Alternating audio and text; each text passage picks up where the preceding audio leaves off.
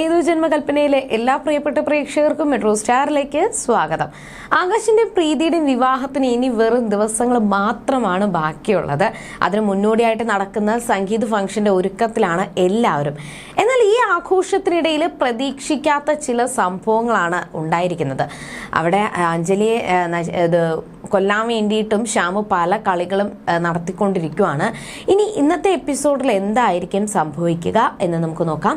അതിനു മുൻപ് ആദ്യമായിട്ടാണ് ഈ ചാനൽ കാണുന്നതെങ്കിൽ തീർച്ചയായിട്ടും സബ്സ്ക്രൈബ് ചെയ്യുക. അപ്പോൾ ഞങ്ങളുടെ പുതിയ സീരിയൽ റിവ്യൂ വീഡിയോസ് എല്ലാം നിങ്ങൾക്ക് ലഭിക്കുന്നതായിരിക്കും. അങ്ങനെ സംഗീത ഫംഗ്ഷൻ തുടങ്ങിയിരിക്കുകയാണ്. എന്തായാലും വലിയൊരു പോരാട്ടം കാഴ്ചവെക്കാൻ തന്നെയാണ് ശ്രുതിയും അശ്വിനും തയ്യാറായി നിൽക്കുന്നത്. അപ്പോൾ ഈ ഒരു സമയത്ത് അഞ്ജലിയും ഫംഗ്ഷൻ തുടങ്ങി ഇനി കുറച്ചു നേരം മാത്രമേ ഉള്ളൂ. ഈ സമയത്ത് ശ്യാമിനെ കാണാനില്ല എന്ന് പറഞ്ഞുകൊണ്ട് അഞ്ജലി അവിടെ എല്ലാം തിരയുവാണ്. എന്നാൽ ശ്യാം ആ ഒരു ബോക്സ് തിരഞ്ഞുള്ള ഒരു നടപ്പിലാണ്. അതിനകത്ത് സ്വീറ്റ്സ് ഒക്കെ ഉണ്ടായിരുന്നു.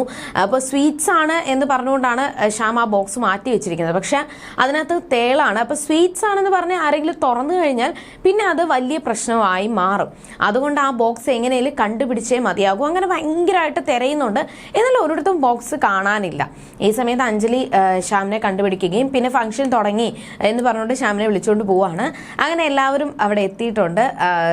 ആ ഒരു അനൗൺസ്മെന്റിൽ അഞ്ജലിയാണ് ആ ഒരു പ്രോഗ്രാം കൺട്രോൾ ചെയ്യുന്നത്.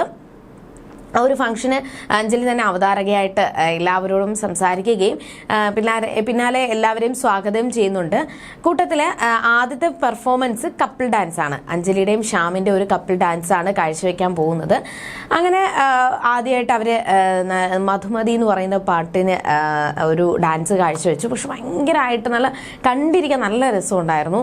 കാരണം അത്രത്തോളം ആസ്വദിച്ച് അവിടെ കളിക്കുമ്പോഴും ശ്യാമിൻ്റെ മനസ്സിൽ എങ്ങനെയെങ്കിലും അത് കണ്ടുപിടിച്ചേ പറ്റത്തുള്ളൂ എന്നുള്ളൊരു ചിന്ത. അങ്ങനെ ആ ഒരു പ്രോഗ്രാം കഴിഞ്ഞതിന് ശേഷം രണ്ടാമത്തെ പ്രോഗ്രാം പയ്യൻ വീട്ടുകാരുടെയും പെണ്ണ് വീട്ടുകാരുടെയും ഒരു പ്രോഗ്രാമാണ്.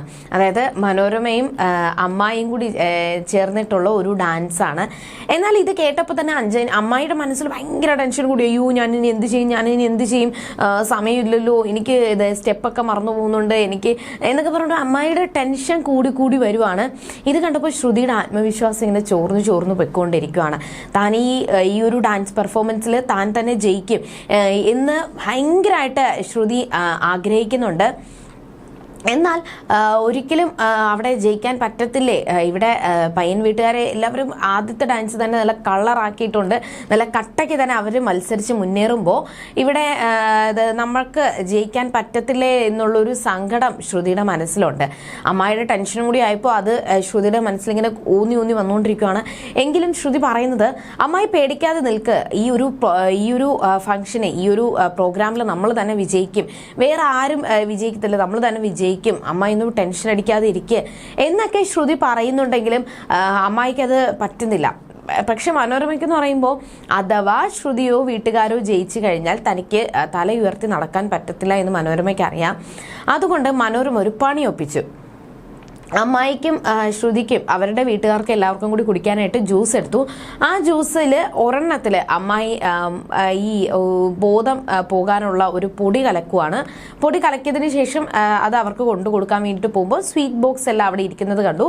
എന്നാൽ ഈ സ്വീറ്റ് ബോക്സിൽ നിന്നും അവർക്ക് വേണ്ടിയിട്ട് ശ്രുതിക്കും കുടുംബത്തിനും വേണ്ടിയിട്ട് സ്വീറ്റ്സും കൂടി കൊടുക്കാം, ആർക്കും സംശയം തോന്നത്തില്ല എന്ന് വിചാരിച്ചുകൊണ്ട് മനോരമ സ്വീറ്റ് ബോക്സ് തുറക്കാൻ വേണ്ടിയിട്ട് പോവാണ്. ഈ സമയത്ത് തന്നെ ശ്യാം ഓടി വന്നു. അപ്പോൾ ശ്യാമിന് കാണാതെ പോയ ബോക്സ് കിട്ടി.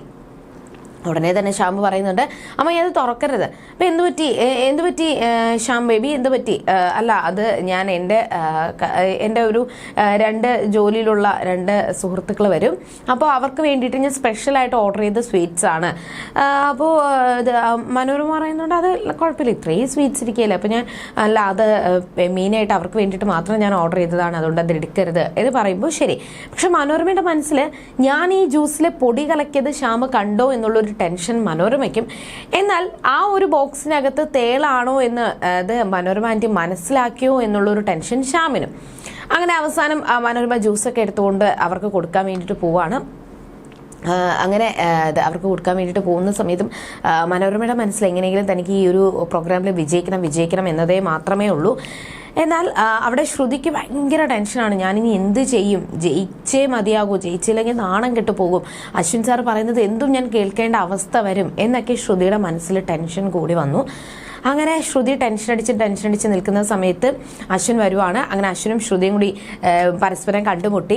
ഈ സമയത്തും അമ്മയുടെ മനസ്സിൽ ടെൻഷൻ ഇങ്ങനെ പറഞ്ഞുകൊണ്ടിരിക്കുകയാണ്, എനിക്ക് കുറച്ച് നേരം കൂടി നീ സമയം താ, ബാക്കി എല്ലാ കാര്യങ്ങളും ശ്രുതി അവിടെ ഒരുക്കി വെച്ചിരിക്കുകയാണ്, ഇനി ചെന്ന് ഡാൻസ് പെർഫോമൻസ് ചെയ്താൽ മാത്രം മതി, പക്ഷേ നീ കുറച്ച് സമയം കൂടി എനിക്ക് താ, ഞാൻ കുറച്ചുകൂടി ഡാൻസ് പെർഫോമൻസ് ചെയ്യട്ടെ, ഞാൻ കുറച്ചുകൂടി പ്രാക്ടീസ് ചെയ്യട്ടെ എന്നൊക്കെ അവിടെ പറയുന്നുണ്ട്. അവിടെ നമ്മുടെ അമ്മായി പറയുന്നുണ്ട്.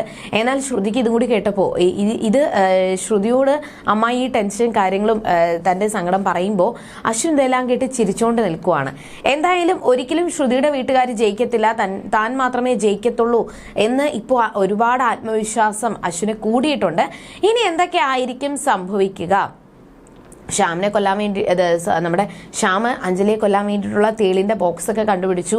അങ്ങനെ ഇനി അഞ്ജലിയെ വിട്ട് ഈ ഒരു തേളിനെ വിട്ട് അഞ്ജലിയെ കടുപ്പിക്കുക, അത് എങ്ങനെയെങ്കിലും ചെയ്തേ മതിയാകൂ എന്നുള്ള ഒരു വാശിയിലാണ് ശ്യാമും.